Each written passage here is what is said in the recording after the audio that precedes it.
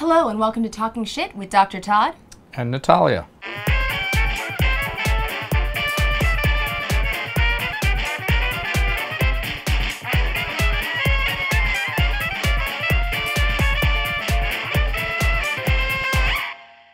Today we're going to answer a question we received from one of our 16 fans. 16? I thought we had 18. Well, we lost a couple when you shaved off your mohawk.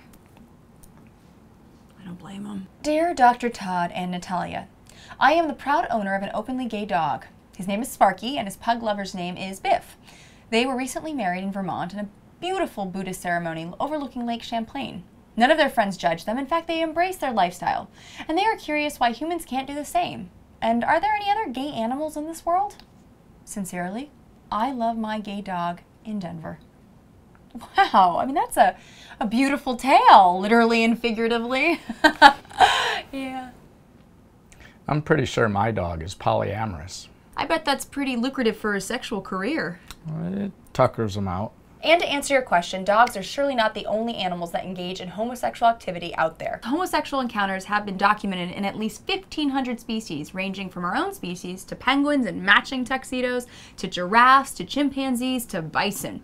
But there is only one species, one that propagates widespread discrimination against homosexual individuals of their own species, and let me tell you, it ain't the ferrets. Yeah, those ferrets really put on the best pride parades.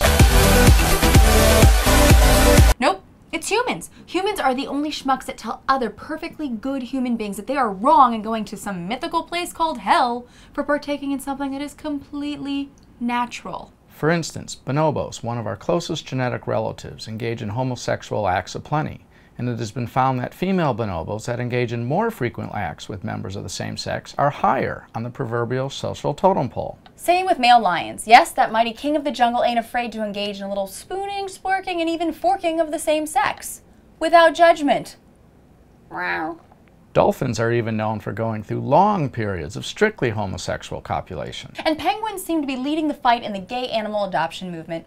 Roy and Silo, two chin-strap penguins who once lived in the Central Park Zoo, had a long-term love affair that included an adoption of a chick. The two males remained together for 6 years until Silo's attentions were drawn to a newly introduced female named Scrappy. Roy was left sad and alone, but eventually joined a group of rogue male penguins. And 2 years ago in Denmark, a pair of male king penguins became daddies to an adopted chick after a female had abandoned her egg. Wow, if these animals can teach us something, it's that sexuality doesn't have to be static or fixed. It can be fluid and flexible. I mean, just because my dog stooped Oliver the Beagle yesterday doesn't mean he can't canoodle with Candace the Puggle today. So if these animals can live without discriminating against one another for who they choose to boff, why can't our own species? Human beings are capable of so many things.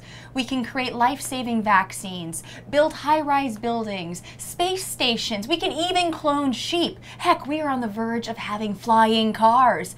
But we're not capable of accepting everyone for just who they are? That's absurd. I want a flying car. Okay, we'll get you a flying car, sweetie. We will. So humans, I challenge you this. Stop hating. And start celebrating our differences and our similarities. Love is so much more attractive than hate. You should try it on, really, like right now, like today. Put on your love suit. Just love everyone. Just give love to everyone. All you need is love. Love, love, love is all you need. I love you, Dr. Todd!